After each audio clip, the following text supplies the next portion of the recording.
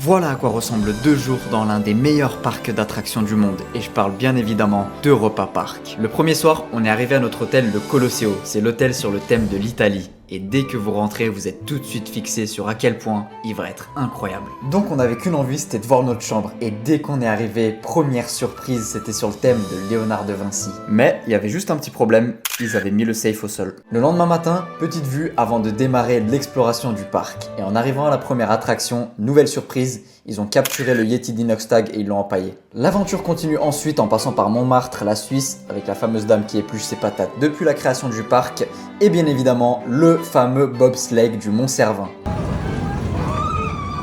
Après ça, petit moment de détente sur les pédales au volant. Je sais pas comment vous appelez ça, moi j'appelle ça comme ça. En tout cas, on est bien synchro. Et là, on arrive à ce qui est pour moi l'attraction la plus immersive du parc. C'est l'univers d'Arthur et les Minimoys. Vous êtes réduits à taille d'insectes et les décors sont juste magnifiques. Regardez-moi ça, chaque détail est pensé, c'est juste magique. Puis on a enchaîné sur les pirates de Batavia. Et là, vous vous dites, mais où sont les attractions fortes? Et on en a fait, quasiment toutes même.